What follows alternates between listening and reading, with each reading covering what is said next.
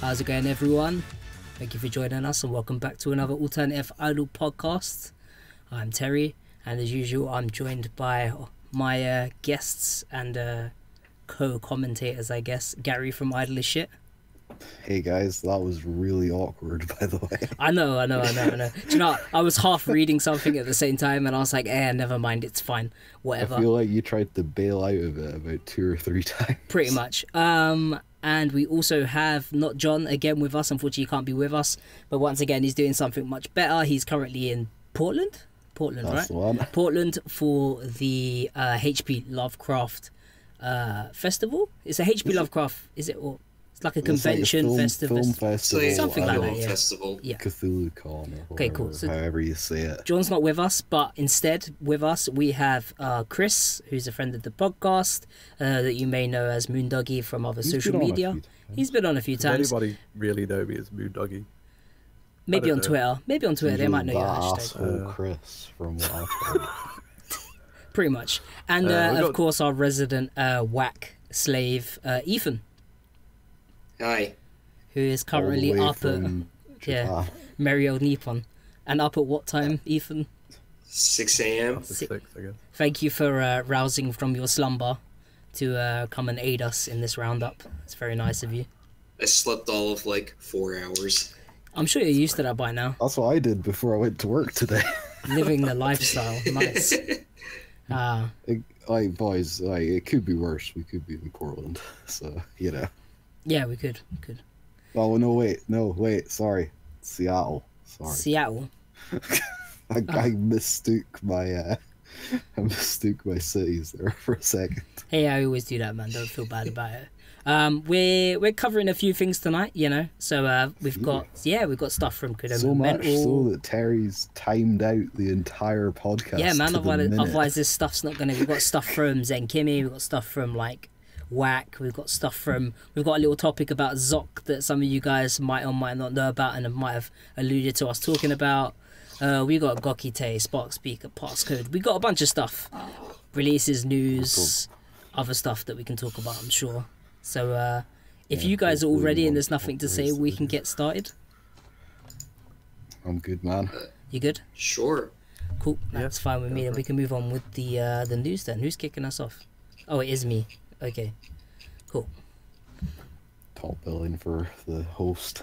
Boom. That's the way it normally works, I guess. Colin Hulk Hogan. I can't remember when this was actually even announced. I think I was just sitting around and all of a sudden this kind of popped up. And I was just like a week ago, right? Yeah, something like that. Kodomo kind of popped up on Twitter and they were like, oh yeah, we're auditioning for a new unit. And I was kind of like, alright, could we not, you know, make sure the ones that you've already got are fine first? But yeah, whatever, it is what it is. This new group that they're currently conjuring up is apparently called Sereiki Jusanya or something like that.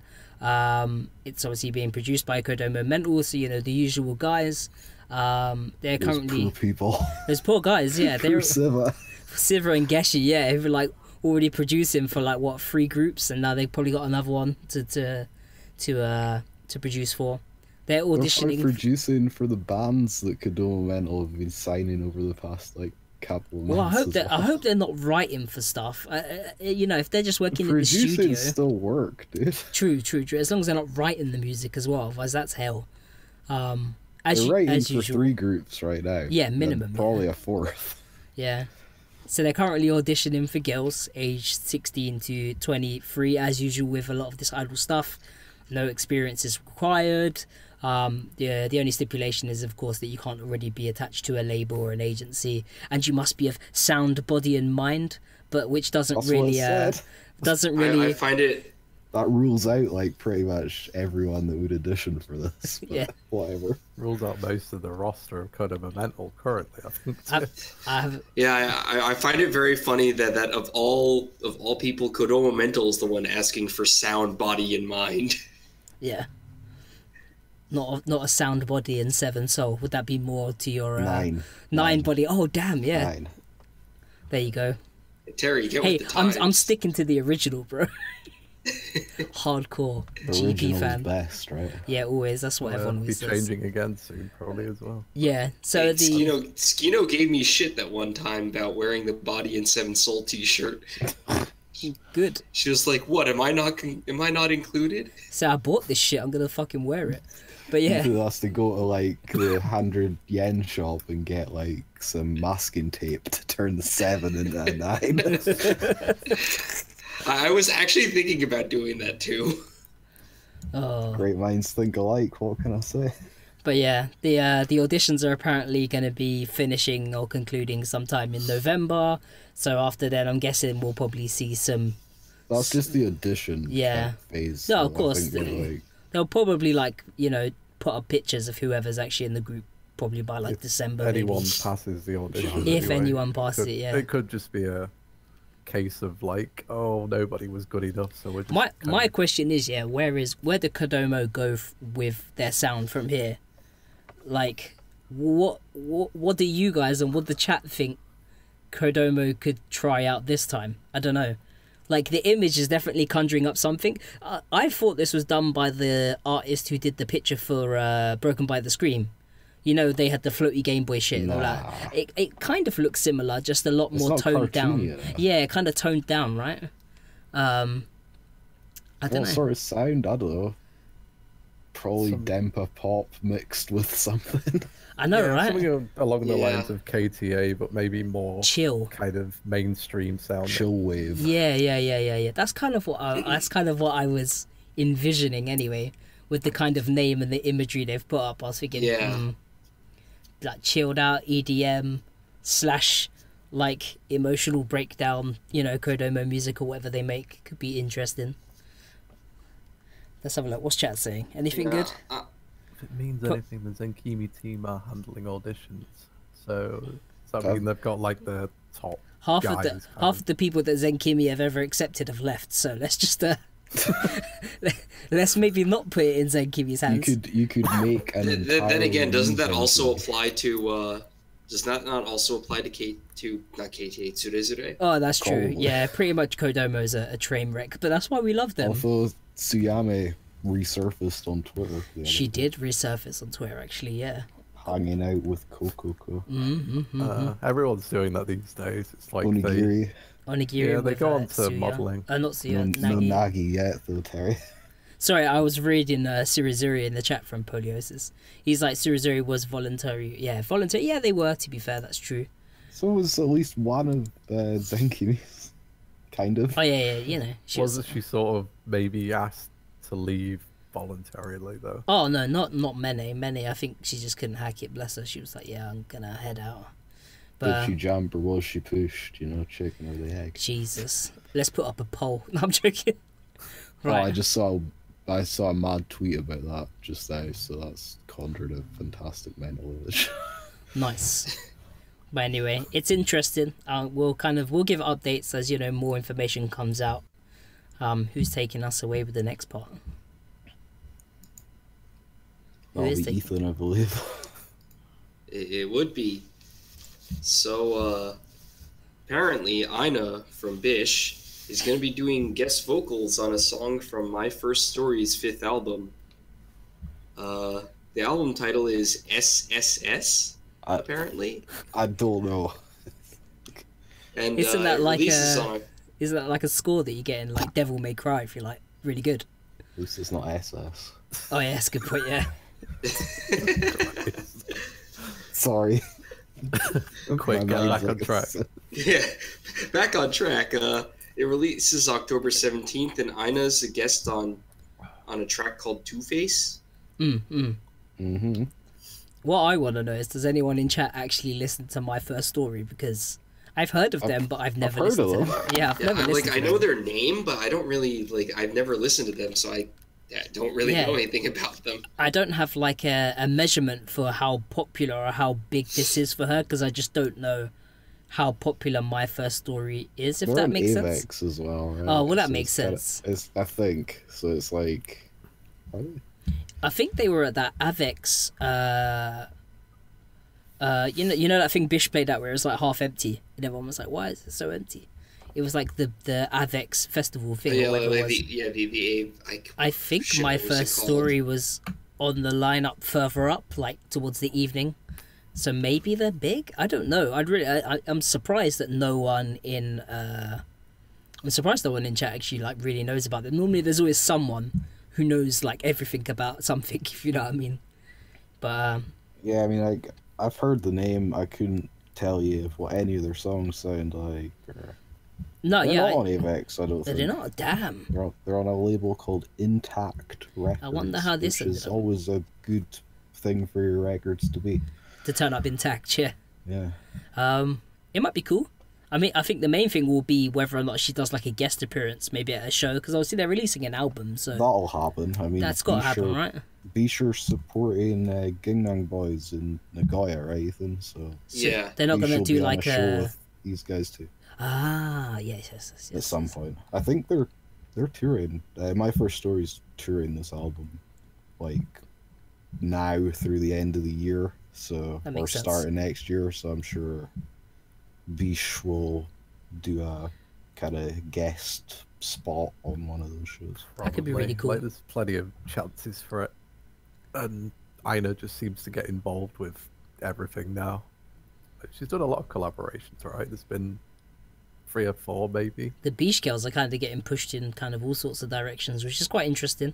I'm still interested Well, to see what some of them are. some of them. I mean, Gumi wrote a book, and I don't know. We'll have to see what the others. Who's left? Who hasn't done anything? Ling Ling and Atsuko has And done Atsuko. it. Singling and Atsuko. why Atsuko just needs to like model for like a really famous like. Just model some like, glasses or something. Yeah, that's what I was saying. Why can't she do that? She used to be a model back. Could she not have like her entire like the Atsuko range of glasses or whatever? They're just like super expensive for no reason. I think they should put Atsuko and Ling Ling on like their own variety show. Ling Ling would just never talk. It'd be great. They just put Ling Ling in like this like cage full of pigeons and see what she does. Is that kind of a... Who knows? A variety show where they're both playing the straight man. Yeah, that would Am I never allowed to work. say that? That would never work. I don't know how it'd work. Internet, let me know if I'm allowed to say that. It's 2018, I can't remember. Yeah, they do already sell Watanabe style glasses, as chat points out. So that's true. But yeah, pretty much. They did. Oh, I they don't did. think they do anymore, right? I think it you was can for still the- get them It from. was like the wax store thing. You can get them on like Yahoo auctions. You can get them and from. Yeah. You can get Nap ones now though. You can get them from Watanabe's store That's thing. neglect adult patients. But Yeah. Anyway, they're doing something for Amazon Fashion Week and Yeah, they're like, doing an every Amazon person. Fashion Week, and several like WAC members are going to be Is it like like modeling for that. Gang Parade and some of the Empire Girls or something like that? It's like from Bish it's like Aina, Ling Ling, Iuni D. From Bis it's They Aya. didn't take Atsuko for a I modeling think it's job. Aya That's so Perry weird. and I think it's Aya Perry and Mew Club. It it was the third yeah, one. kind of. It makes sense, I guess. From Gang Parade, it was Saki, Coco, and Yuka. From Empire, it was Midoriko and Mikina. And then Makes sense. one of the girls from WAG. Oh, from WAG is think- doing it as well. Yeah, I think it's like what was it, like Uru or something? She can her. only walk on the runway until about till the sun goes down, and then she has to just scarf her off. I don't think they're all under the working age in WAG. But I was just maybe. trying to figure out which ones. Ururu, I think, looks a bit older actually. I can't remember. Then again, this is why we have Ethan on the podcast, because he could name them all off the top of his head. So it's the reason why Yes, it's here. I actually can't. Not when it comes to WAG, I can't. Well, not yet. They've only been around for like 9 weeks, maybe less than that. Have they even been around that long? I don't Like even a know. month and a half. Yeah. Probably. They're still like in fetus stage at this point, so we'll have to see. They're still eggs. That's Yeah. the point. Yeah. Yeah, so this album comes out in like a week and a half, so I'm gonna guess we'll hear this song fairly soon here. Even if They're everyone gonna just make a goes music to, video. even if people just go to iTunes to get this song and this song alone from the album and just It'll add be like it, the most popular song on iTunes from the album. that's so bad. But it's entirely possible unless they're really, really, really popular. Maybe. It might still be the most popular song though. That's true. It'll be interesting to see. moving on. Who's taking us away on this next bit of this week? I think it's you, Kris. Oh, okay. Zembu Kimino Seda have a new book out, and they're doing a book tour for it. The book is called Kaitai Zensho. It's a artist book, which I'm not actually sure what's in it. Is it like an essential fan book? It includes photos, interviews, group history, discography, etc. So it's basically like a history book, kind of scrapbook type thing. It mentioned gravure as well, I believe. It did actually, I think, mention a bit of gravure. So if you weren't interested in the book before, you probably are now. Exactly. It's released on October 15th. It'll cost you 3,000 yen plus tax, which is standard for photo books, really. Yeah. No DVD with it by the look of it, unfortunately. I want to know what the text to gravure ratio is of this book. So if someone could tell me that, I'll know whether or not the cost performance is worth it. But yeah, I'll probably buy it anyway. I'm going to be honest, I'll probably buy it anyway. Yeah, I probably will, Mashiro, gravure, that'll do me. Apparently they have talk events in store that'll be in Tokyo, Osaka, Nagoya, and Hakata. And the one that they've got in Tokyo is on Ichiho's birthday. They're not doing a live anyway, dude. I know, it's just an in-store, but I would like to... How you gonna do a in-store release event for something and not do a mini live? Because it's in a bookshop. Shh, they all we're in a library. Voices on that one man the other week. Oh, maybe. Speaking of that one man, what did they... That it's going to be a talk event? Yeah, it's just a talk event, yeah. Yeah. There's no live. They'll talk, and I guess you can get a book. I don't know, maybe they're signing books or something. They specifically mentioned... One member will sign your book. Yeah, one member, yeah. They specifically mentioned that there will be no lives. There will be no songs performed, yeah. They were very specific to mention that, because they were probably like, if we don't, and people turn up and realise we're not actually performing any songs, and we're just like shoveling this book in your face, then people might be annoyed. Imagine it's like in a bookstore and all the fans turn up, like, Tiger, Cyber, and they're like, no, none of that. Sit down. We're going to talk. The thing is, though, I'm pretty sure one of theirs is in like HMV and Book. Yeah. Like Shibuya or something. Yeah. I know for a fact that Billy Idol have done in-store lives there before. A lot of people do in stores. Gang Parade's last live as 7 members was there. Oh, who knows? But speaking of that last one man they did, they actually announced something at that last tour finale show, didn't they, Kris? Yeah, apparently they have a one-man live. It's at Zep Tokyo on January 20th next year. Yeah. My question is, who else has played Zep Tokyo that we know of, like within the Guso Drop? Yeah, Bish, yeah. Bish, Guso Drop, Gang Parade. If Empire counts opening for Bish, then Empire. Passcode played Zep Tokyo? Yeah.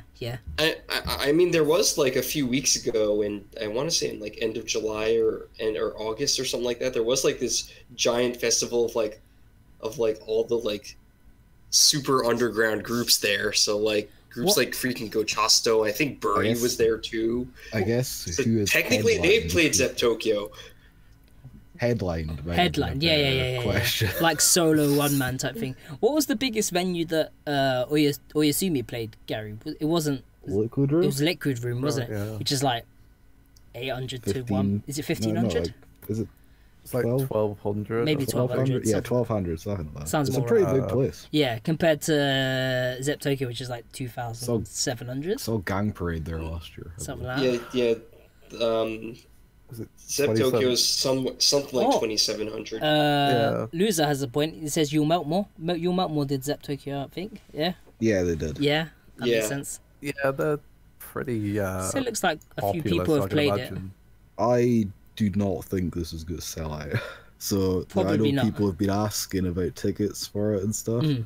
I don't think you've got anything to worry about. They struggled as it was to fill Liquid Room. So this seems really weird. The only way they feel this is they pretty much brung everyone.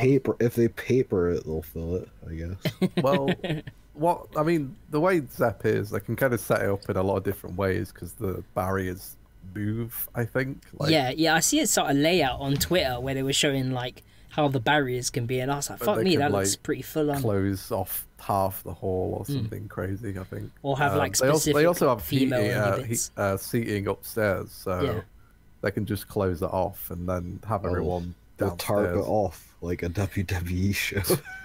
Yeah, well, they just don't let people up there. Like, I remember at Guso Drop, the only people that were sat upstairs were like guests and like other idols. And stuff.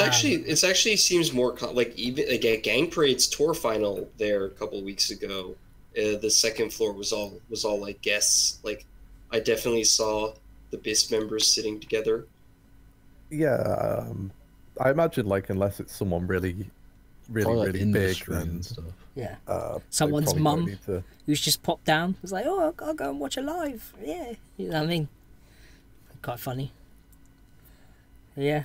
I guess seats are an upgrade from how they made all the Beast members stand at the Gang Parade one man at Liquid Room last year. Just stand at the back on like a slightly raised they were like upstairs kind of. There's like a raised bit at the back of Liquid Room. Right. Yeah. Did they even have seating at the back of Liquor Room?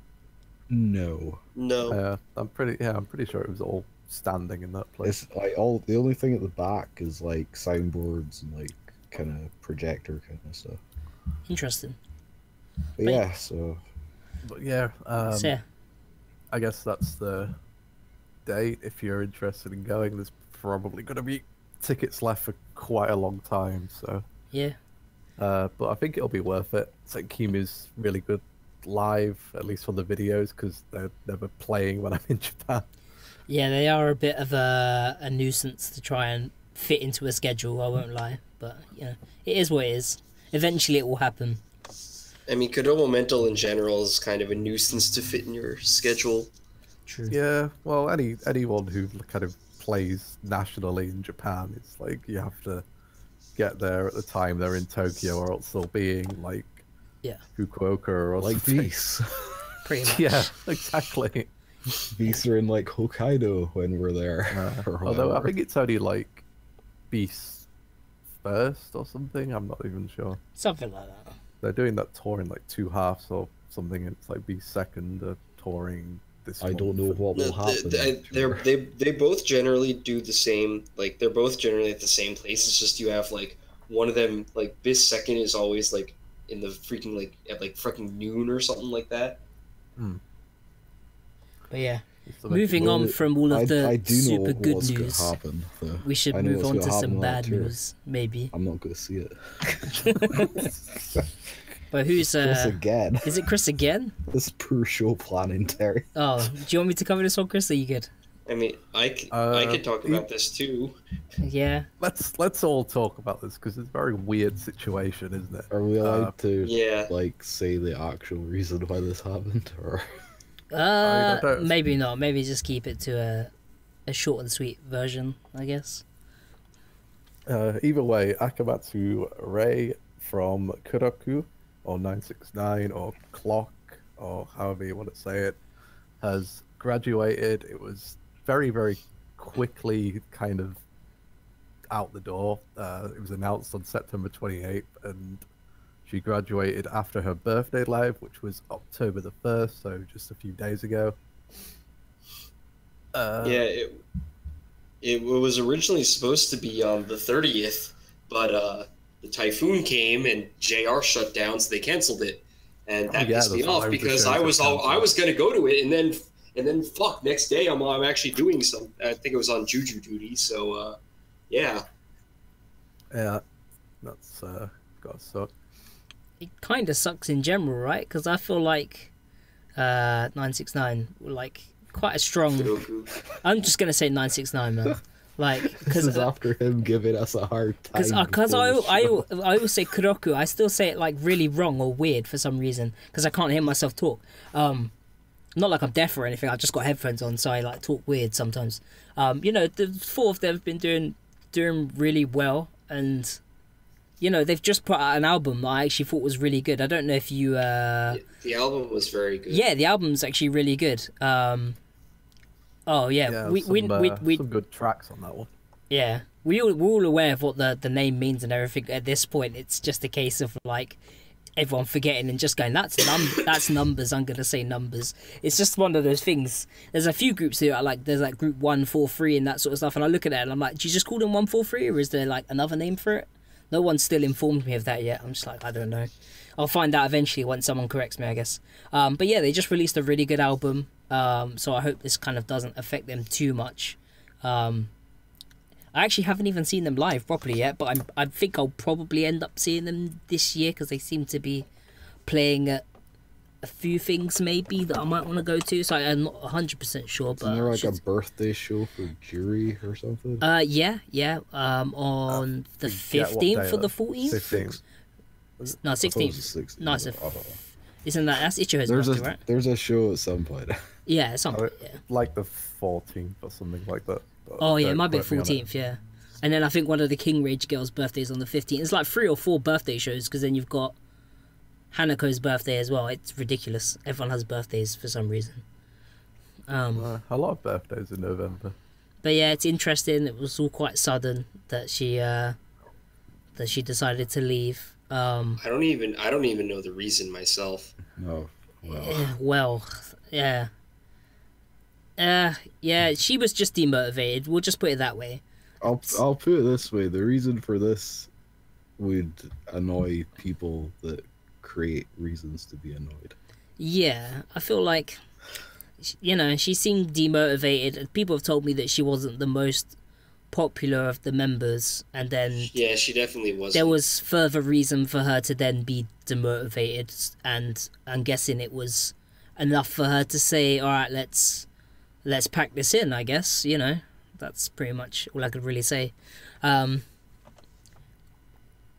As for one graduation, I just don't want to like say it because I don't know how much of it's like public knowledge and that sort of stuff. Yeah, it's kind of like it was a pretty unfortunate situation.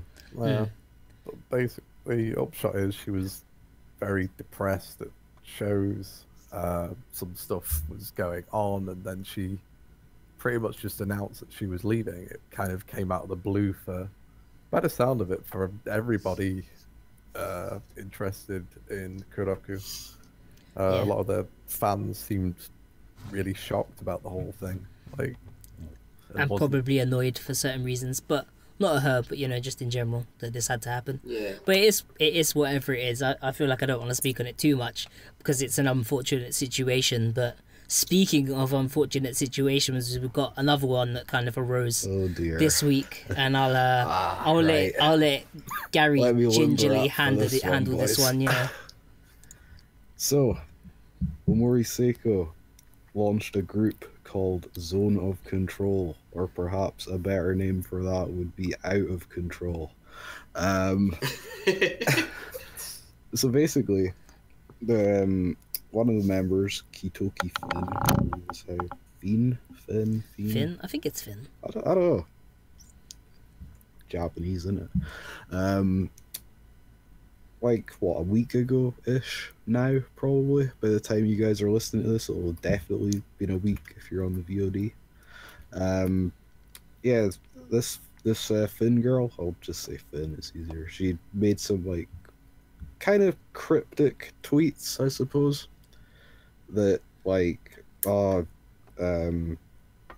been let down by someone that I trusted. Why did I think this time would be different? That kind of stuff. Yeah. She also, like, kind of made some allusions to there being money issues. And it was pretty well known that she came from a really poor background to begin with. And I'm pretty sure, like, her whole thing was that she'd, like, pretty much take any kind of job as long as it paid well. Yeah. Like, you know, like modeling or, like, whatever. Pretty much anything that could, you know, sustain her money-wise and maybe because, like, her parents are really poor. She had to drop out of school to kind of help, you know, her parents out and that kind of stuff. So, yeah, she tweets all this stuff out. And another member of the group called Senritsu Kanano. Yeah. She had something to say about that. She basically said that Finn took advantage of Omori Seiko's kind of kindness, I guess. Called her a liar, a piece of trash, and said, like, don't ever come back to the group. Heavy stuff, right? Harsh words, yeah. It gets better, but we'll get there in a minute. So, yeah, so Finn, I guess, quit, even though it hasn't been formally announced yet anywhere, I don't think. I haven't really seen anything. So, yeah, like, Seiko eventually kind of weighed in. It took her forever to, like, kind of even acknowledge that it happened. Yeah. But she put up a blog post. She kind of explained, like, Finn's background. Said, like, oh, like, I really tried to help her. Like, I tried to, like, fix her, if you will. Even to the point where I was, like, favoriting her, like, showing, like, just ridiculous favoritism. She said something about, like, even a cup with a hole in the bottom of it can still be filled if you just keep, like, kind of pouring if you keep effort filling into it, yeah. if you like. Yeah. It's kind of interesting. And then she went on to say that, like, you know, she tried her best, but at the end of the day, she, like, wasn't Finn's parent or whatever. Yeah. Kind of. It's, like, kind of interesting. You know how the Japanese are. Like, it's like a lot of metaphors. You can only. Stuff. It's kind of like you can. You can lead a horse to water, but you can't make it drink. You know what I mean? You can do everything for this person, but unless they kind of take what you've tried to help them with and run with it, or actually take it on board, there's not much you can do. Yeah, so it's like really weird, but so yeah, this Kanano girl kind of just went off on her, like, really harshly. I don't know if it was deserved or not. Like, I'll say that I don't know what the entire situation was. It's kind of like a he said, she said kind of thing. But I don't know. It just sounds like, you know, Finn has issues. As apparently most of them in this group do. That's the thing. That's the whole point of the group. Apparently, it's Omori Seiko's broken children or whatever. So yeah. But yeah, so this Kanano girl, like, a couple of days after she kicks off about all this on Twitter, I read an article in the Japan Times, which says that back in June, she helped set up and currently helps to run a support group for children who come from pretty much the exact same situation as Finn did. Yeah. That's a big yikes. She's not exactly making her look very supportive of her own cause by You'd have thought she'd have handled it better.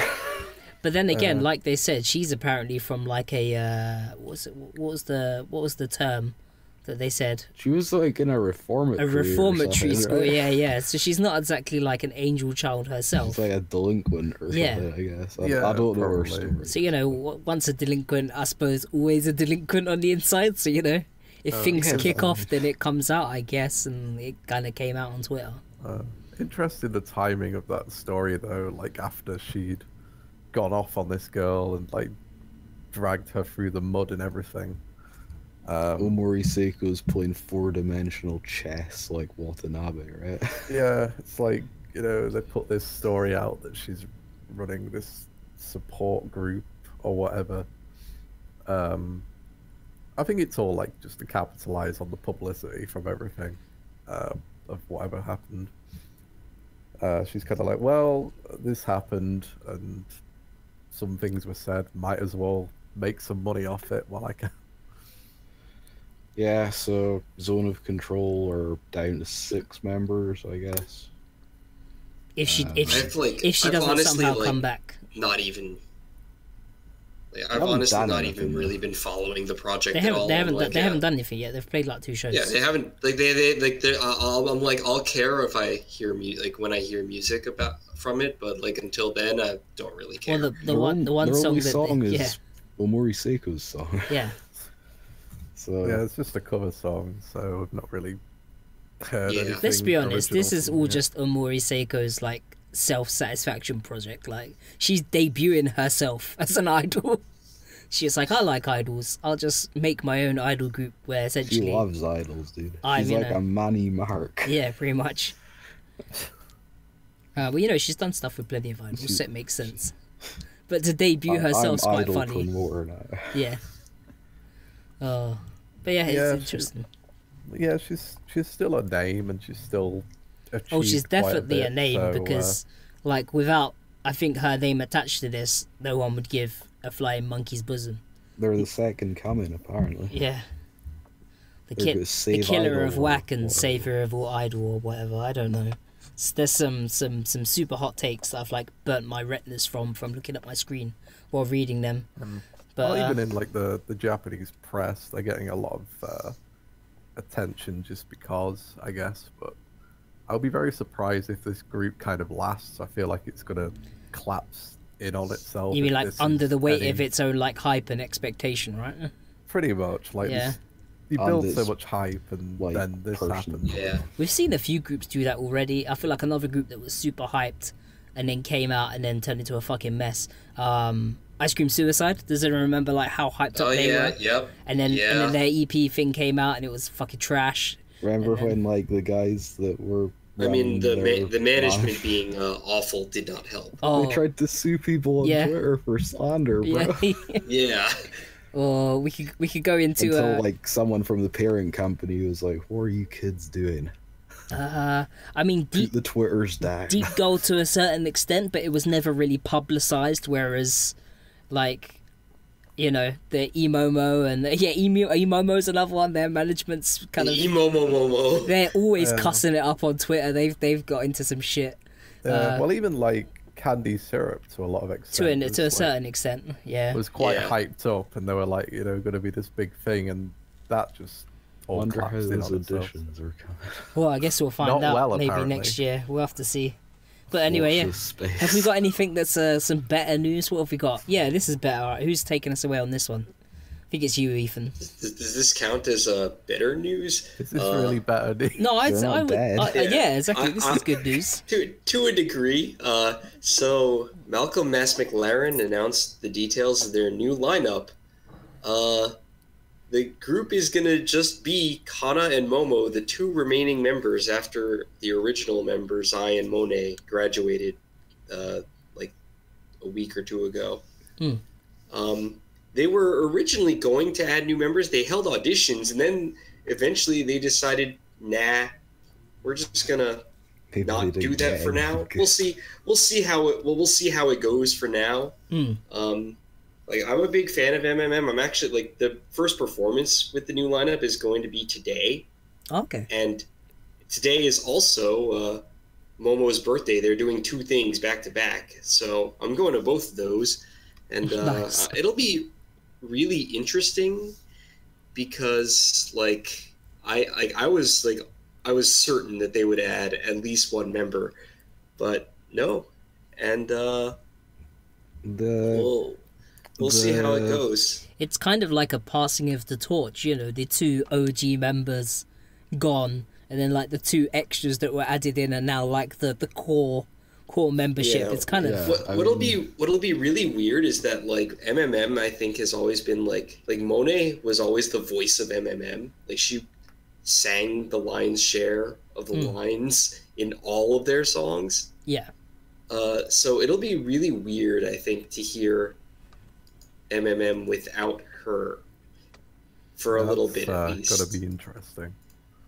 For a little bit at least, it'll be weird. Although I do think that Kana was stepping it up a lot, singing wise. So it's just that she has a very different voice than Monet had. So It we'll it see. won't be what you're used to hearing on record or live for a while. It'll be like, oh, this is MMM, but it doesn't sound like the MMM I'm used to. But it's kind of like, I'll get used to it, I guess. Yeah, I think the news post about this, like, correct me if I'm wrong, my Japanese is terrible at the best of times. It, like, said something about, like, oh, you know, like, the the group started with like 2 members and now it's gone back to 2 members, so it's kind of like it actually technically it started with 3 members, but the one girl was there for like literally like 10 seconds. yeah. So like I think the news post kind of was making this kind of you know how the Japanese like they're kind of like it's positive slump. It's like a return it's like a return to how the group began for a new start kind of thing. Yeah. It's like, all right, sure, why not? Whatever you need to do to keep people interested and hyped up for it, I guess. Spin that web. Spin it. But yeah, I'm interested. I'll be interested to see like how the music, like if they put anything new out like next year. I guess would probably be the earliest. But whether or not they're still going for like the like softcore, easy core style stuff, or whatever. Yeah. We'll see. I'll be interested. The dog fucking is more delicious core. Jesus Christ. That's actually a lyric, though. Oh, yeah, it's a legit lyric. Legit lyric from Light On. The podcast is being pulled down now. As we speak, yeah. But yeah. All right, I forgot we're supposed to be a good clean Christian podcast or something. Oh, we fucked that up long ago, but we've been trying. A good clean Christine podcast. Christine podcast, yeah. We need to do one like that. So from something that wasn't that positive, apparently, then let's move on to something that maybe is a bit more positive or cool, at least, I guess. Is it? Why? Oh, I suppose it's not positive because it means you're not happy about it. Yeah, I was gonna say. Okay. Terry, of all the people, you're the one who's probably least happy. I don't. I'm crying green tears as we speak. I'm hugging my I Need You jumper. It's behind me. It's fine. So, Gokigen Teikoku have given us some more information on their upcoming album, which is called Stand Up. If anyone didn't catch the 3 podcasts we've already dedicated to this. We talked about it too much. I apologize. So, go back if you want the track list, go back and listen to another podcast. We don't need to go through that. No. There's going to be 3 types. Mm. There's going to be a mail order limited production, which has the CD, obviously. It has a DVD featuring the music video for what's it called again? That one song. I mean, if I right click it says it, but it says it in a really bad translation. So anyway, so it's got the music video that is coming eventually. Yes. They filmed it a month and a half ago, so soon, hopefully. It has a Shirahata version, a Pero version, and an Arisu version of the music video. Yeah. Also, there is a how did they describe this? I don't know. It says support member vocal version the support of the music member video. Secondary voice version. I'm like, what's that? I don't know. That's interesting. Is that Meron and Gura? I'm 100% certain that it's the 2 operetta girls who are basically taking turns filling in. Not added for the album, but probably will be in the foreseeable future. Is that what we're saying? Not added for the album because that shit's expensive. Yeah. Well, I was thinking, maybe they've just re-recorded one song with them on it, just to be like, yeah, look, here's what they sound like on it, I guess. And that comes in a wooden box or some shit. Yeah, what is this? It's just it's kind of like a wooden kind of, I don't even know. Just a display box, I guess. With the Gokite crest on it, and it says stand up. Yeah, and it has stand up and katakana on it. There's something else on the DVD, I think. The thing at the end is I looked at it. Basically, it's probably going to be some sort of joke thing at the end. Yeah, it's probably going to be skits or something, I guess. So yeah, that's one version. You have to mail order that from their website, though. Yeah. Is it going to be up at the place that they did for the DVD last time, maybe? They have a store link on their website, so I would guess it's going to be there. That would make more sense. That will run you 5,000 of your finest Japanese yen. tax included. So there you go. Then you have, I guess, is this like version B? I don't know. I guess. You have another version which has a CD. Yeah. It has a T-shirt. Yeah. Size large only. Is the T-shirt's just like a white version of the HKY T-shirt? It's like a white and silver version. I won't say what I thought it looked like, but anyway.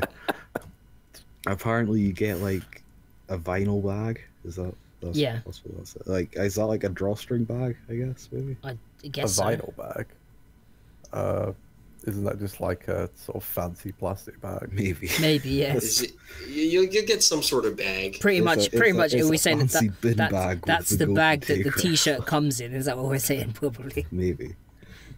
Yeah. So you get the CD and you get those things. And you get booklet type B. So I think it comes. Yeah, that's just with a different cover, dude. Oh, is that all it means? That's what. Yeah. It's just like type B cover. Okay. That will run you 6,500 yen. No DVD. No DVD. No DVD. And then you have the last regular one, which makes this is the one that makes no sense because it's in a tool case, but doesn't come with a DVD. Yeah, so you get DVD size case. DVD size case with no DVD, guys. So if you're ordering it, just keep that in mind. If it looks like it's a CD, it's got a DVD with it. It also has a random checky. Oh yeah, you get a random checky included. This costs you 2,500 yen. Now, if you mail order between the 10th of October and the 21st of October, the mail order, it says, should go live on the 10th, so good. You will also receive an autographed photo. Yep. And a checky ticket. Yeah. Which is completely useless. Because by the time it arrives to us, I'll be back in my own country. So I'm like, because they're not sending it out until like the 21st of November, right? Or just before, after. Well, you can use that checky ticket like when you next year. When all the rest of them have gone. Depends when they expire though, because some of these checky tickets. Gokite checky tickets don't have an expiration date. These might. The members do though. That's the problem. As Terry knows best right now. Hey man, Terry, that's why you got Oshi, the CEO of the company. Oh, yeah. I know, right? Like that's why after Hibiki left, I was like all in Ichigo. What was I thinking? Like, I mean, she was my second favorite to begin with, but never Oshi a plant, bro. They wither and die if you don't water them enough. Well, actually, now that I think about it, this isn't going to get shipped until like the 21st of November. Because that's when it actually comes That's out. what I'm saying, so we definitely wouldn't get it. Yeah, because all four of us are actually going to be in Japan then. Yeah. Some for longer than others. Well, we're all going to be in Japan for most... A predetermined amount of time, yeah. And I'll hopefully be picking this up. Yeah, I'll just pick this up at a release event. Or hopefully they'll sell it at Ichiho's birthday show, that would be... She needs to sell actual tickets for that show first. Yeah, that's a good point. Yeah. I refresh that page every day just to see if they add like a link or something. Every day. The thing is, right, it's meant to go on general sale on the 20th, but there's a thing that's like, oh yeah, we're going to do like a fan club early reservation. Soon. Yeah, that's fine. We're all in the fan club. So soon, in quotes. Yeah. Yeah, it's like, how soon? Not very, the sound of things. Well, they sent me emails, so I'm sure as soon as it comes out, they'll be like, yo, like, you can reserve now. And I'll just reserve for it. Nah, dude, it's just like Shirahata is just going to randomly post a blog or something that she's not going to tweet about. Oh, sounds like someone's having a domestic car barney outside of my house. Someone's like, man. Brums come to play, I don't know. Anyway, let's move on to the next thing. I'm looking forward to this album. Let's get it. I just want it to hurry up and be here. That'd be nice. But on for more announcements and stuff like that. I think this is Ethan. This is Ethan. Yep. So at their tour final at ZEP Tokyo on the 20th of September, Gang Parade made a couple of announcements. They announced a Blu-ray of the ZEP Tokyo Tour final, which is to be released on the 11th of December. The Blu-ray will come with a CD. The contents of the CD aren't announced, but I'm guessing that it'll basically just be the audio of the live, which is cool. Which is cool. Like, I mean, it would be nice if they actually gave us fucking a re-record CD, but you know, like Watanabe doesn't like an want my introducing money, GP. Yeah, that's true. Imagine they just put 4A4A's YouTube video on a Blu-ray. No, they did have actual professional cameras there. Makes a change. But yeah, like the Blu-ray will cost 10k yen plus tax. You can already like order it at release events and get a full group checky. Oh, it's a 10k yen. Damn, that better be some fancy shit. Yeah. Where's the photo book? For 10k yen, I at least expect like photo book Blu-ray and a CD. Yeah, there's no photo book. Not that they've said yet. At least anyway. in the announcement, there was nothing said about anything about a photo book. Jeez. They gotta take the photos. But they also announced another thing. They announced an album which is to be released on the 8th of January next year. The album's name is Last Gang Parade. Oh, this is the one that had everyone panicking. Yeah. I mean, if you ask, like, my guess is that they're just Watanabe's poking fun at Billy Idol. Especially now that Watanabe is no longer producing for Billy Idol, you know, like, yeah, let's make fun of them in their last album. The thing is, though, when Billy Idol did that, they had someone join the group. Well, Billy Idol was ostensibly going to, like, supposedly they said they were going to disband and then decided not to. Right. And then poor Louis joined. Imagine poor Louis was like, no, but I wanted to come and join you. He's like, oh, did you? Oh, I guess. Hagme's joining Gang Parade. You've heard it here first. Yeah, there you go. I don't think Gang Parade can afford to add any more members. Like, the stages already can't hold them. Those Tower Records stages are already creaking under. The bit where they like join arms people. and then I have to like bounce to the left and the right. You actually see people like floating above the stage being held up by other members at this point because.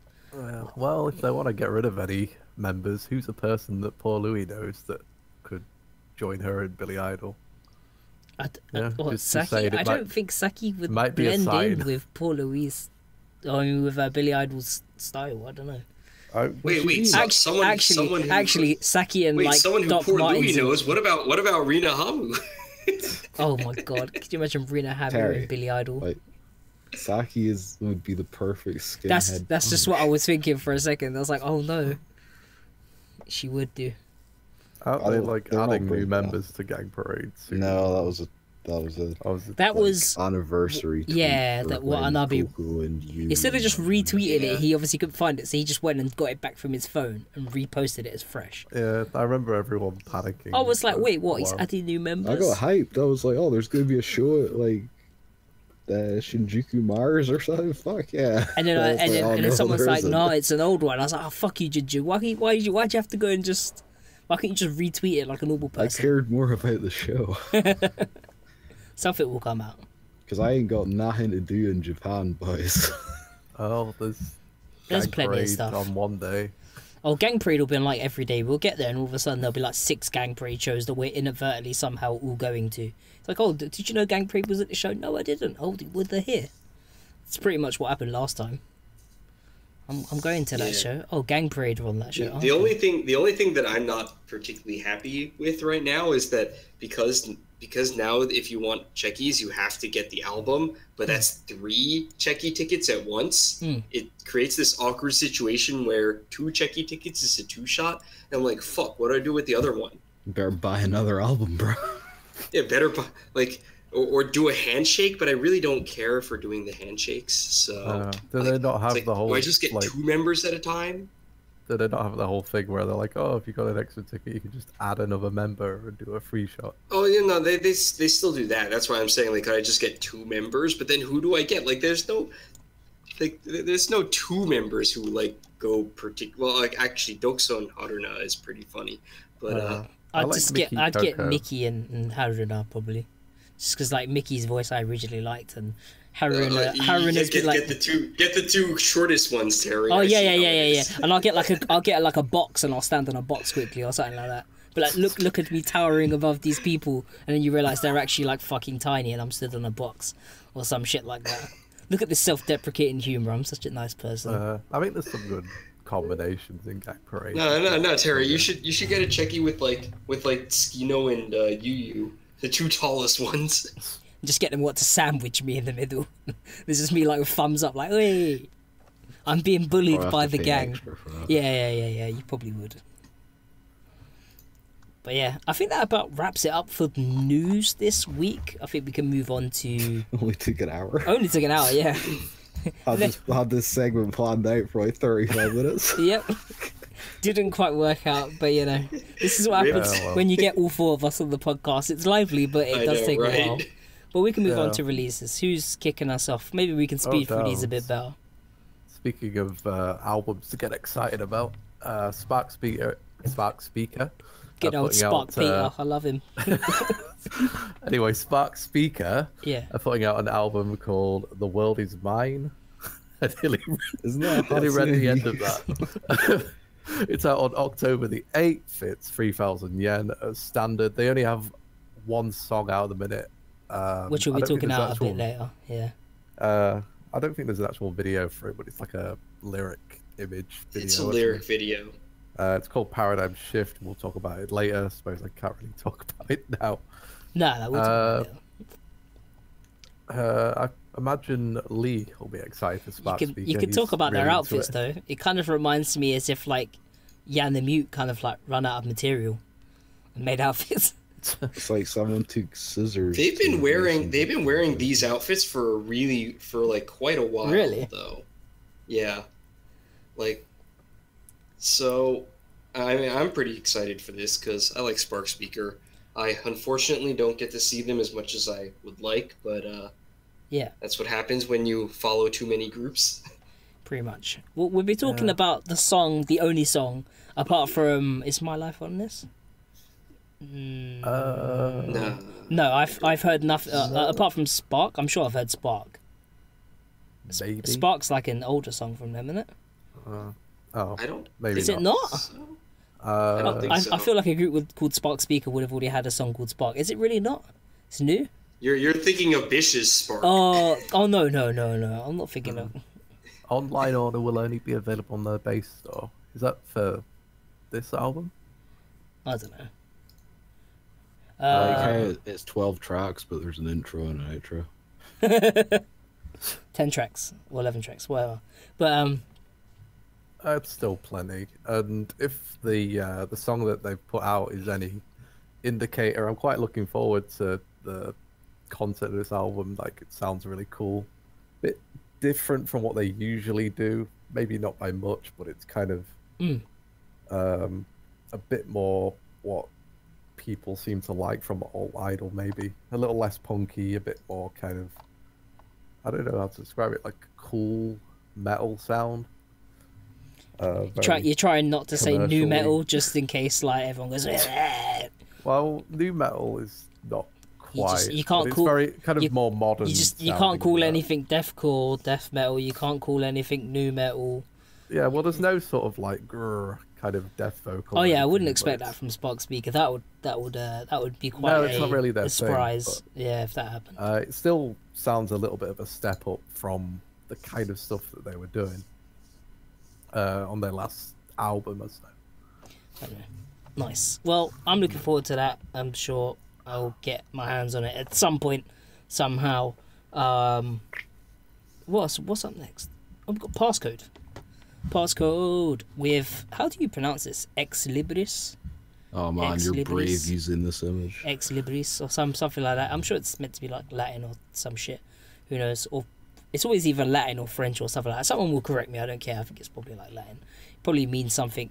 Someone get in the old Google sensor and let me know. If John was here, he'd know. Oh, he'd know. Yeah, he's old enough to know Latin. So we got.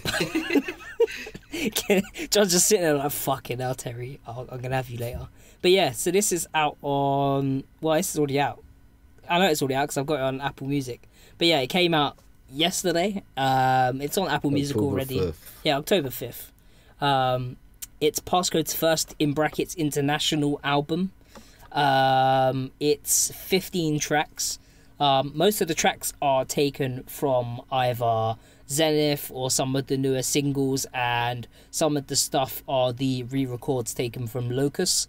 As for what's actually new on the album, you've got Ninja Bomber, which is taken from Virtual, and that actually wasn't featured on the re-record Locus album, but that has been re-recorded in the same fashion as was done on Locus. So you've now got like a, you know, balls to the walls production like version of Ninja Bomber, which is actually really, really good. Really, really good. It's always been a favourite track of mine from them. So to hear kind of like an updated version with all the new, you know, production techniques that they have now, as well as hearing, you know, improved voices and harsh vocals from Yoon and all that sort of stuff, it was really nice. My main thing is kind of like, who is this aimed at? I suppose it seems kind of like an introducing fans, it seems kind of like an introducing Passcode type thing. I guess it's a good jumping on point if you've never really like listened to Passcode or you don't own any of this stuff. I mean, we can go through the track list and kind of see what. So Axis, like that's quite a signature song from them. Really memorable video.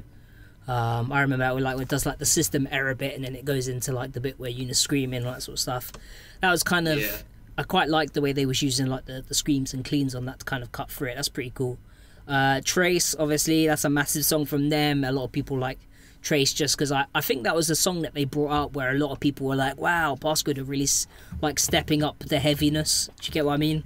Like that was like the first song that they kind of came out the gate with like Yuna like straight away, and everyone was like, whoa, like where was the, you know, soft vocals and stuff first? Miss Unlimited was massive for them. Toxic, yeah, we're getting classic now, but I believe, you know, this is the re-recorded version from Locus. Now we've got the Ninja Bomber re-record, which is obviously taken from Virtual, just re-recorded. We've got Voice, which is from Zenith, I believe. That's actually one of their probably softest songs. That's much more like a slow, mid-tempo, like ballad. It's quite actually interesting. It's something different, a bit different from Passcode, because Zenith, it was alright. Looking back on Zenith, it was okay. I don't know. Next up, you have Club Kids Never Die, which I always say it back to front sometimes. Is it Club? I always say Kids Club Never Dies for some reason, but I know it's Club Kids Never Die. It's not like why does all these kids in the club never die? I don't know why. But yeah, that's like one of the most classic Passcode songs as you're gonna get, really. Like, yeah, as soon as you hear that, never pretty much a yeah, signature song. Pretty much, that was their that was like their anthem for a long time. I don't know what is now. It probably still is, I guess. Cry Out, which was a B-side from one of the singles, which didn't. It's a really good song, but I don't think it actually got much love. But it is more on the heavier kind of crazy synth and screaming side. So I can understand why that's on there. If I feel like they're going for a specific offering of music, if you get what I mean. One Step Beyond is on. Was that on the single? Or is that on Zenith? That's on Zenith, isn't it? Yes. Sounds like I I think it's like the first or second track on like Zenith. Might be second or third actually. Bite the Bullet, obviously another single that was really popular for them. That was also like super heavy straight away, so people really liked that. Never Sleep Again, that was like their first big single that they brought out, and everyone was like, holy shit, like Passcode stepping it up. That's a good track. Yeah, really good track. That was the single that led into Virtual, I think. I believe. Oh no, it was Now I Know and Never Sleep Again and Virtual. I think after that, something like that. I'm normally pretty good with Passcode. I've like been a massive fan for a long time, but sometimes I get things mixed up in order, discography wise. Insanity, which is from Zenith. That song's really funky. Some really kind of like odd tempo and weird like screaming from Yuna and some other bits and bobs. Until the Dawn, Zenith. Or is that a B-side on a single? Ooh. I think it's on Zenith. I think it's Zenith. Gekido Progressive, of course, that's like an OG one from I thought Until Dawn was a B-side. Yeah, it's a B-side. It's the B-side from Rei. I thought it might have been a B-side, yeah. I thought iDOL. Gekido Progressive. I don't have my CDs, like I can't really look. Yeah, there you go. Carol said it's from Rei. Yeah, I thought so. Oh, okay, we're good. I was like, it's one of the two. Gekido Progressive, which is obviously from their first album, which a lot of people probably haven't heard, but they've probably heard the re-records. Their kind of like super indie days are well and truly behind them now, and a lot of people going back to listen to that first album would be like, whoa, I can't believe that Passcode ever sounded like this, especially when they find out that, you know, the main vocal on it was it Yuri? Is that how you say her name? Yuri? The girl that left after like the second or third single. I can't remember her name. I think it was Yuri. And then and obviously Yuna wasn't doing the screams back then, so I know a lot of people get it. There you go, it was Poliosis is confirming something like that. But yeah, and Yuna not doing the screams back then. How Passcode have changed, and we'll have to see whether or not this does stuff for them, you know, internationally, and more important than that, we'll have to see if this leads into them coming over at all for anything. I don't know. I mean, that would be awesome. It would be awesome, but I can't see it happening. But if it does, I don't expect it, but if it does, it'd be awesome. If it happens, yeah. Hopefully they'll come over for something, and hopefully people will buy this and get into it and then go see them when they do come over, because I feel like Passcode are a group that haven't done a lot. I don't want to. I probably should. I can't say to everyone who is already a massive fan of Passcode that this is like an essential pickup, because it's not. It's not. Pretty much got all the you've pretty much got all the songs. Already have it. Yeah, exactly. But I feel like, you know, if you want to support and you want to pick it up and you want that tasty ass re-record of Ninja Bomber, and you know you want to complete the collection, then why not pick it up? You know, you can say you've got their first international release album. You can definitely do worse than I can't like 100% say that it's worth it for you. It's up to you to make the judgment call on that. But if you do it, you're supporting the cause, in brackets, whatever. $12.99 isn't a bad price. Yeah, it's relatively easy for to 15 get. tracks. For 15 tracks, that's pretty good. And you also get translations if you order from JPU. So yeah, if you want to go and check out the lyrics for songs, then yeah, that's cool as well. But yeah, I just want to know how much JPU paid you for that comprehensive rundown. Who knows? I'll have to send a PayPal thing to Tom after. Yeah, thanks for that. Right, moving on from one shield to another, we can get Ethan to talk about Juju. How about that one, Ethan? So Juju released their album called Melian, which they had announced at their one man last month. It was released on October 2nd, so just this week. And it was also a few days after that. I want to say it was the 4th or the 5th, released on digital platforms, including Japanese iTunes and Spotify. But not international iTunes? I don't know if it's on international iTunes. I haven't checked myself. I will check after the podcast, because I was like, hey, wait, if it's already out, then maybe we have it. But it costs 3,000 yen plus tax, which is pretty standard. It's listed as being 18 tracks, but there's actually 19. There's a bonus track that's unlisted. So this is 3K yen, but you get 19 tracks. Yeah. Damn. That's most of it is re-recorded versions, because like, unless you count the venue only three-member re-release of Ikenie, this is the first like time like they've recorded any of these songs, aside from like first time they've re-recorded these songs since Shirai was in the group. It's quite a while ago then, right? Yeah, Shirai left in like 2016. Like, I'm not super up on my Juju knowledge, and I won't pretend to be, which is why you're here. But But yeah, if there's anyone to ask about Juju, I guess it's me. So a lot of these songs are basically re-records of like original songs. A lot of them are. So like the first track is actually their intro song. They do it lives. Yeah. They don't always do. They come out to the intro, but usually they do. Yeah. Yeah, it's kind of cool. Their intro, actually. Yeah, I really like their intro. The second track is Shell or something. The second track is Kumo no Ito, which was from the album earlier this year. The third is Rengoku, which is from Ikenie. The fourth is Yurari Yurari, which is also from the mini album. Yeah. Fifth track is Kono Sekai Yami, which is also from the Ikenie album. What's the name of the song that they did the MV for, where they kept killing that guy, like Groundhog Day? That was Noroi Hajime. That's not on this. It's not on this. No. Damn. However, at their tour, they're doing a release tour all over Japan for this album. The first show is actually the day after. It's actually tomorrow, technically, I guess. Yeah, in Nagoya. And so tomorrow, I'm getting up, taking the Shinkansen to Nagoya, going to the show, and then coming back. But yeah, for one of the things that the manager Daiki was saying was like, I believe at the tour lives they're going to have like some sort of venue only CD that has re-recordings of the songs that are not on here. There's only like 3, so there's like which 3 are not on here? It's Noroi Hajime, Anemone, and why am I blanking? Is it actually JU on iTunes? Yeah, I just looked it up. The album's on Apple Music, so it's, it's under JU. That's it. It's like Juju.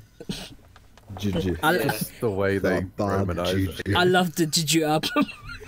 It's on Spotify as well, so you it is straight on up go and listen to it. That's funny. Right now. Bad Juju. It is if they spell it like that. Oh right, the third track that's not on here is Atashi wa Mamono, which is another one of their. That was one of the notable omissions because it's a pretty hype song live. Like it's a fan favorite live. The other song that was a notable omission was Shoku, which is like the fan favorite song at lives. However, that is actually the bonus track on the album. Not so too bad then. Yay. Yeah. It has 3 like new songs. It is Higa Gokoro, which they did at the One Man in May, and then it has Melian, which is the title track, of course. Oh, there's actually a song called Melian. They haven't just like got like a random thing. Yeah, and they first did that at the One Man last month when they announced this album, and they also had the third new song is Kimi ga Ubuen o Ageta wa, which is they actually debuted at a crowdfunding event which was originally which also got delayed to Typhoon, but they do have another song that is not on here, which is Chakushin. However, that is going to be that song is confirmed to be a crowdfunding only single. Jesus, so at this point they're gonna have like enough tracks to like make another album at this point. Even though this one only seems like a re-record best of like everything. It's almost everything. There's only 2 songs from like the old days that they have not done yet with 4 members. I don't suppose Melian's like Japanese for everything in the kitchen sink, is it? But anyway, enough of Juju. I know we could probably have Ethan would sit here happily. I can happily keep going on, but we're not going to talk about how awesome the packaging is to that single. Oh, the packaging is really fucking awesome. It's like a sealed letter. With it's a sealed letter. It actually has like a wax seal on it. And then you open it and you get bad Juju. Speaking of open it and all the value goes away. Speaking of things that will probably worth some value at some point, we got Baby Metal, who I don't think we've talking about in how long. I don't. You can do this if you want. No, it's fine. On you go. We can swap. We can swap. I don't it's mind. fine. On you go. Alright, so I mean, if you've got something cooked up, then don't let me stop you, chef. I don't. Oh, you don't? Okay. I don't cook anything up. Oh, okay. Comes right off the top, dude. Off top of the dome. But yeah, Baby Metal, we haven't spoke about them in a long time, but they are putting out a 12-inch vinyl LP for their, do we call it a single now? Distortion? We call Starlight a single because that's coming out in a week and a half, apparently. Apparently so, yeah. This is for Distortion, though, and it has 2 songs on the track list, which are Distortion and Distortion. But one of them is a little bit different. It's live at the Download Festival 2018. How little effort can we put into this to get 2 tracks? Pretty much. It's price-wise, it's only, what, 2,000 I mean, it's yen? Baby Metal. At this point, to expect actual effort from them. I just want to explain to people that maybe aren't that into vinyl. A 12-inch LP or whatever for this kind of release is excessive to the point of being indulgent. Yeah. This should be on a mini. 7-inch. Yeah, that's what I was thinking. Because I've got the Mason Book Girl Bathroom UK, and that's 2 tracks. And I was thinking, wait, that's only a small vinyl though. This is like a full-size vinyl LP. Yeah, dude. If they said whether or not it's gonna be like a funky ass like colorway or anything like that, yeah. Or... I don't think so. But it's coming out the day after we leave Japan, or the day we leave Japan. I guess. Well, I'm not looking to pick this up or put this in my suitcase. Right? It's been released for Record Store Day Black Friday. So. But yeah, it's like this was like most Baby Metal things. This was not needed. Well, what is needed is a new album, but we'll get that in due time. After we get this Starlight single thing that someone apparently maybe found after in another Shazam. maybe after another 2 years. I mean, it took them 2 years to release one song. Well, I guess another 2. People seem to be thinking that this Starlight thing that someone found on Shazam signals that they might be on the same release schedule as they did for the other album, whereas they released Karate towards the end of the year and then the album came out in April. So they're like, hey, these people also have maps with red string on their wall. They might do, yeah, trying to find Yui, right? Starlight, Starbright, will we see Yui tonight? Probably not is the answer, but you've been dying to use that one. I didn't sing. He was so proud of this one, guys. I did. It randomly came up and I was just laughing about it, and I was like, I'm so sad. It's a 12-inch EP. It actually doesn't matter if it's an EP or an LP. It's still 12 inches or whatever. It's still ridiculous. Yeah. Is 2K expensive for a vinyl in Japanese standards? It's pretty expensive for a 2-track vinyl. Oh right, yeah, that's a good point. This should have been like 1,000 yen on a 7-inch. Well, maybe 12. Well, the thing is, this is going to be 2,000 yen, but then how much are people going to pay for it once they all go? I mean, it's been released worldwide, so I think the Japanese version has a different cover. Ooh. I mean, if it has a different cover and like a coloured vinyl, that'd be the one that everyone's trying to. That's what everyone's trying to get hold of, I guess. But yeah, it's interesting. It's not the thing that we want or hope for. I'd be much more interested if there was an album or this Starlight Signal Starlight single thing apparently coming. That's a record label, man. Oh yeah, Starlight Signal. Yeah. I feel like there's more interesting stuff to come from Baby Metal. I think the most interesting thing to come from Baby Metal will be the shows at the end of this year, where people kind of get to see the ones that they've had to like do another lottery for. Yeah. It's kind of the ones that everyone's kind of got their last ditched like fingers crossed that Yui like shows up. Yeah. I hope they at least tell people that she's not going to be there before the show's happen. I know. If she's not, I think that, I'm kind of really soured on Baby Metal because I don't think Distortion was a good enough song to wait 2 years for. And on top of that, the way they've handled the whole Yui thing is the height of awful. Well, I mean, at least they told the Japanese fans she's probably not going to be there, maybe. Yeah. And like they just rocked up in America. I was like, oh, what? Wait, what? We were about to tell you guys this? Oh.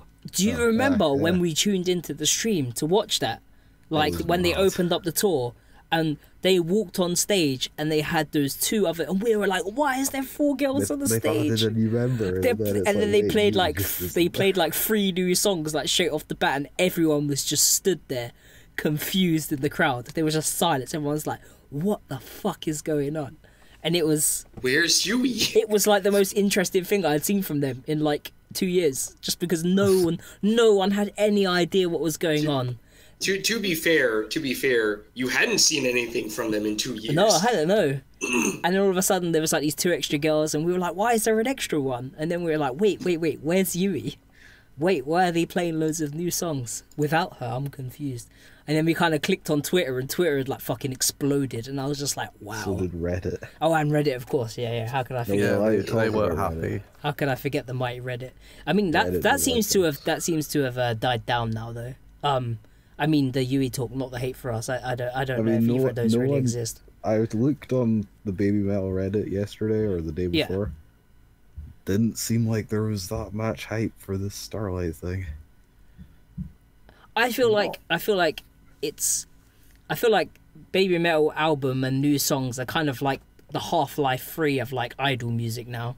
I know I've used the comparison before, or metal bands or whatever. Like, they're a band. It's taken so long and the hype is so much that they can't do anything but not live up to it, and that's a really bad place to like get yourself into.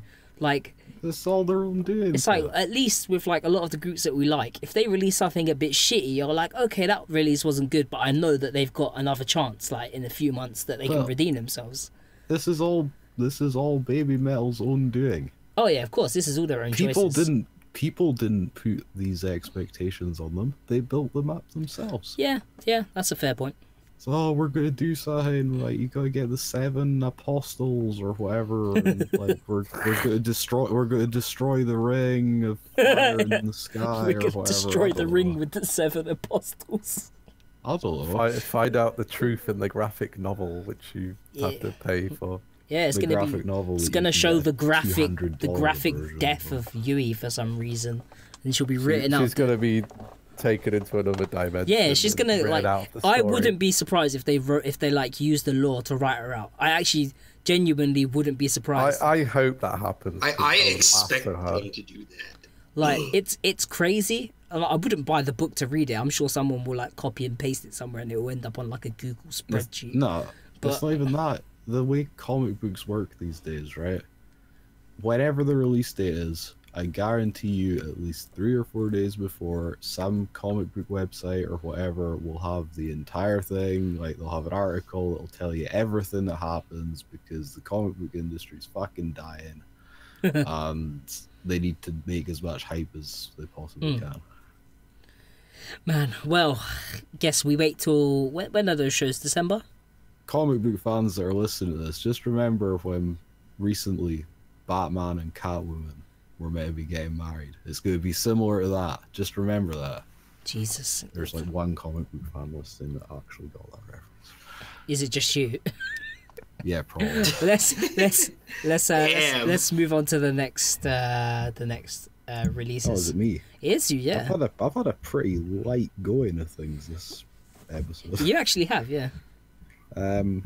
So for our last new release, and what was supposed to be the 50-minute mark of this podcast, but I'm pretty sure we're well over an hour. Yeah, pretty much, yeah. We have Theirs with a new single. Yeah. It's called Snacky, not Snooky, not Snacky, or whatever Terry thought Death it was. by Snoo Snoo, or whatever the fuck I thought it was. Jesus. Terry's like, it's not snacky. Is it snacky? I was like, I'm sure I was reading it differently. I just can't fucking read. That's probably what it is. So the CD came out on the 26th of September, so it's kind of, you know, did we do a podcast between then and now? I don't think we did. No, I think we're good. I think we missed it. But yeah, so iTunes and physical release on the 26th of September. If you didn't want the physical version and you think Apple is the devil, then you can get it on all other platforms from the 12th of October. Nice. If you're purchasing it physically, I believe it is 1,000 yen plus tax. Standard. I'm sure it's probably like 1080. 250 yen or something. It's for 1080. download. 1080. Oh, right, download, all right. Yeah, I know what I'm talking about. Yeah. Yeah, it'll be like 250 yen for each track if you're wanting it from like iTunes or Ototoy or wherever for like 99 cents, whatever. Convert to your local currency. 2 tracks. A side is Snacky, B side is Dignity, and then you have the instrumental versions of each. Yeah. Because instrumental versions kind of dying off a bit. A little bit. I feel like less people are doing it.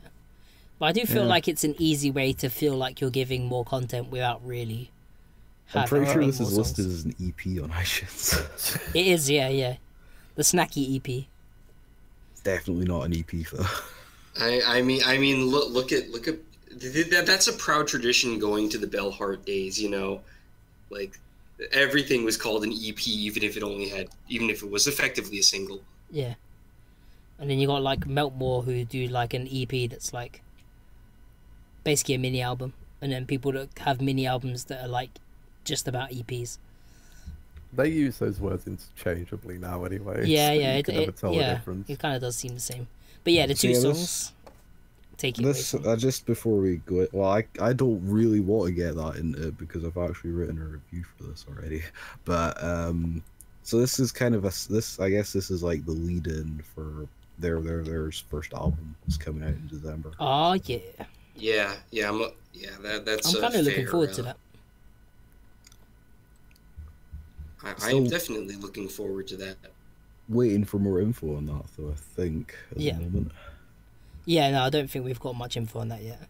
So, like, what I'll say, because I don't want to give everything away, because I've been working my ass off to have articles for when I'm not here. You know, if you like theirs, you'll definitely like this single. I think that's a very fair assessment. Yeah. I can do it pretty quickly. Probably my more preferred song of the two. Snacky, more up tempo, really good guitars, kind of classic bell ring from like kind of catchy style, yeah, quite catchy. Ish. Dignity, kind of reminds me of Two Sound Down and is it Mr. Mercy by Bell Ring? Mr. Mercy. It sounds like those two songs like had a baby. Like Two Sound Down and Mr. Mercy had a baby and it made Dignity. That's what they called their child, Dignity. You know, like them people who call like their baby like Dignity, Epiphany, or Mercedes, Chastity, yeah, those sorts of ones, yeah. But that's kind of the vibe I got from that song. That is my also preferred song on the single, but both are really good. That's my quick take, at least. Any takes from you guys, or you? I only really listened to the songs once so far, so I really need to kind of listen again. But it's more of what you expect, I guess. It's. I think I like Dignity more as a song, but Snacky is more fun live. I can see that. Yeah, I can see that. A lot more catchy and fun. Yeah. A bit less serious, I guess. Pretty much. Yeah. But yeah, I mean it's good. I really like it, and they actually released Snacky as a venue only thing at their one man, but it was like literally like a CDR with just Snacky on it. At Chimera or? Yeah, Chimera. Oh, it was, yeah, okay. They released it. They released the song there as like a CDR with just that one track. Right. But it's cool to also get Dignity. Yeah. I think everyone should have their dignity, let's be honest. Well, anyway, from my shit jokes, let's move on. That was pretty much it for releases this week. I think all we've got left is song previews, which we don't have many, to be honest with you. But we can just have a quick chat about a few bits and bobs anyway. So song previews this week, we had Owaranaide Yoru They put up a bunch of previews on SoundCloud. I think we actually covered who the group were on the last podcast. We did, if you guys know Saya? How do you say Saya? Yeah, from who formerly of Kandai Syrup. She's now in Owaranai Yoru. Yeah, fucking hell. I'm trying to remember what the name is. So I was like, yeah, that's fine. And they put up a bunch of previews. I'm kind of getting kind of like a chilled out vibe, kind of modern popish, bit Soratop. Lots of piano. Bit yeah, lots of piano, kind of like Soratop Sakana-ish in places. Kind of with the like guitar. The thing it all reminded me of is the Persona games that have that kind of funky, chill soundtrack. I could see that, yeah. That's the first thing I thought of with most songs. There is one song. Are you saying that it sounds like RPG dating sim music? Is that what you're saying it sounds like? No, they have like a really good soundtrack. So some RPG dating sims? How dare you judge? The last track I think on the SoundCloud, which I can't remember the name because I haven't got the page, sounded a bit more like a classic iDOL song that was very upbeat, kind of Genki sounding. It's interesting what they're actually going to sound like with lyrics, because I think none of them have vocals right now. Yeah, the vocals will kind of really distinguish whether or not it is what you think it is, or if it's not. Yeah, that'll kind of solidify my opinion, I guess. Yeah. But instrumentally, quite interesting. Yeah. It's a little different from what you usually hear. Very modern, very nice. I kind of feel like this is the kind of like in brackets cool thing that I was expecting from Empire originally. When they said that they were going for like something cool, I expected kind of like more kind of like EDM-y, maybe a bit like jazzy guitar, like that sort of stuff. I've never thought about it before, but now I really want an Empire song that's more like lounge, kind of jazz funk. Well, I mean, you got Don't Tell Me Why. That's about the closest you've got. Don't tell yeah, me they've got why. kind of that vibe. But oh, you're talking about Rate Show? Rate Show, that was like fucking swing jazz, bro. Top Hat Circus music. That was really good songs. Rate but Show is awesome. Yeah. Even if it's just for circus music, I'm just making up my own genres right now. Can we just call it Big Tent Core? There you go. You can make your own idol group. Big Tent Core. That's my new genre. But yeah, pretty cool.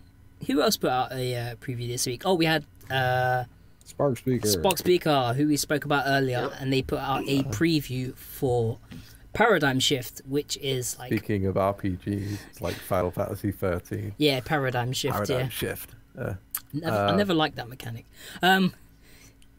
Let's have a look. Not a lot of people liked it, but I think a lot of people are gonna like this song. Yeah, I think they are. I think it's really good. It kind of sounds like they signed to like Rise Records or something like one of those like Rise core bands or something like that. It's like someone's producing. See, Poliosis said this is actually pretty different from the rest of the album. I mean, I could kind of hear that. When I heard it, I was like, what is going on? I like the chorus, but I don't like the verses as much. The verses felt like it should have been like a really quick like a metalcore, like a harsh vocal type thing, but instead it was just kind of like odd spoken word stuff, which I don't think worked as well personally. But then I quite like the chorus. But that's just my thing anyway, I guess.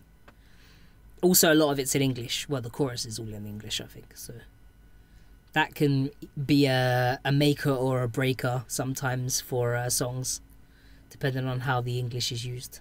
I don't know what you guys think. In English? Well, the chorus, yeah. I hope something. There's some English. I listened to this song like 2 or 3 times, and I don't remember it being in English. Yeah, there's quite a bit of English if I remember. But yeah, it's interesting. It's definitely different.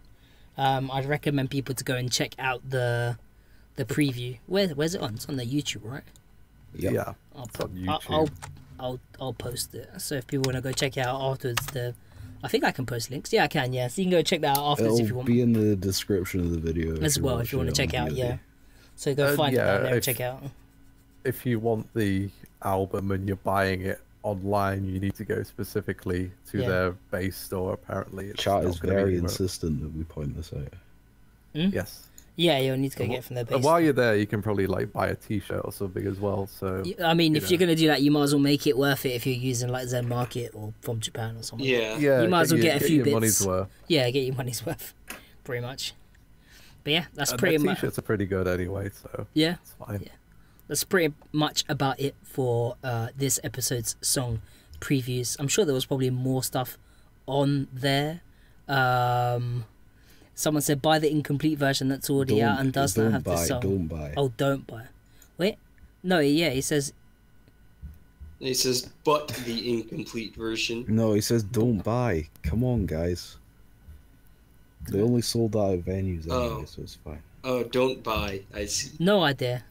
I don't know. I'm Go check it out. The Make it. UFC undercard, and I'm already paying more attention to the chat than you guys are. Come on. I genuinely think that don't was meant for something else. I think he means don't buy it, but or buy the incomplete version. Yeah. But anyway, yeah, that's pretty much it for today. Hopefully you guys enjoyed the show.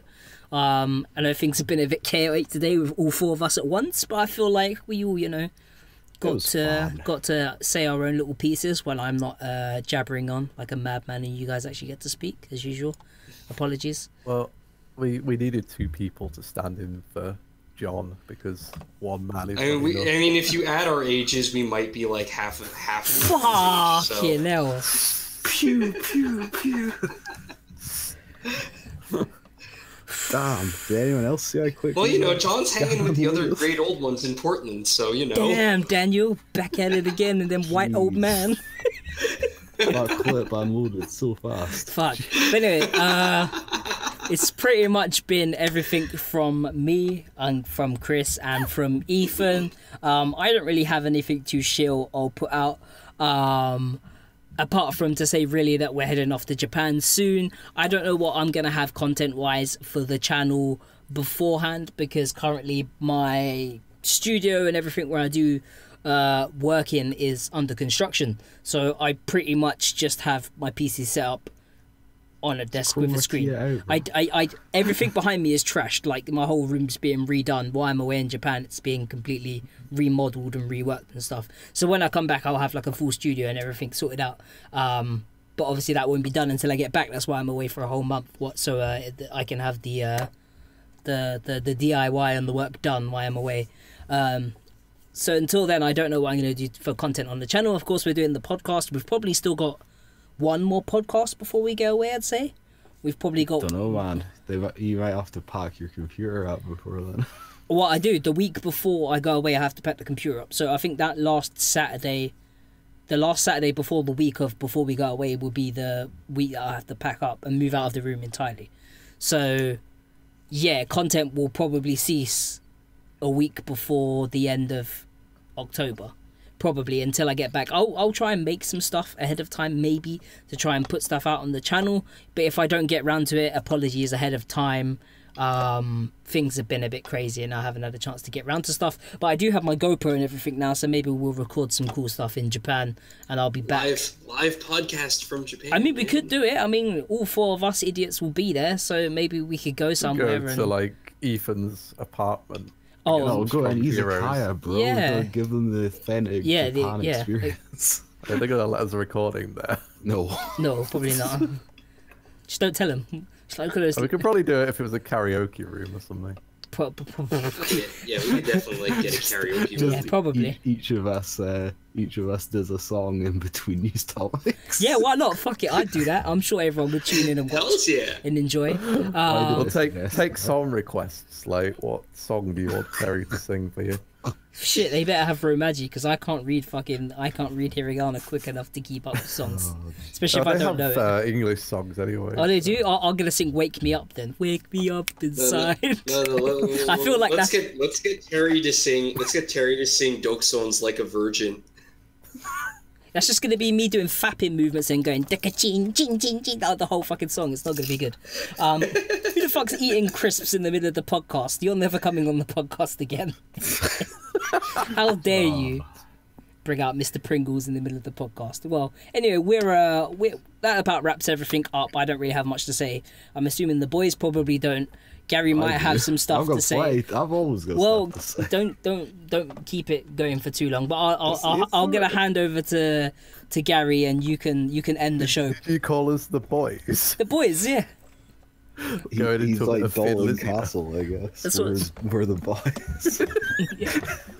With the boys. The boys are back in town. Is that going to be the title of the podcast? No, that's what it's going to be called. Boys are back in Nippon or whatever. No, that's what we're going to do at karaoke when we're doing podcasts. Can we have like a montage of us running around Tokyo with like I think I'm turning Japanese in the background? I think that'd be hilarious. Oh, that's the most stereotypical thing ever. It would be. Anyway, let me get my shit in and we can end this. Go for it. Yep. Quite literally. So I have a website, idolshit.com. I review whatever I want, Stuff really, and things. at this point. Usually I idol releases, sometimes not idol releases. It's usually always Japanese stuff, though. That is idolshit.com. You can follow me on Twitter at idolshit. I currently have up on the website a review for NECRONOMIDOL's new album, Void Him. I also have a review of Chi-Chi and Ina's double A side solo single thing. Whatever. And next week I will be posting a review for a UniD's band project, Pedro, their mini album, ZZC, or however you say it, I don't know. And unlike Terry, I've currently been working my arse off to have a bunch of reviews and other things for you guys while I'm in Japan. So if you ever doubted that I care about you, then maybe this will go some way to alleviate those doubts.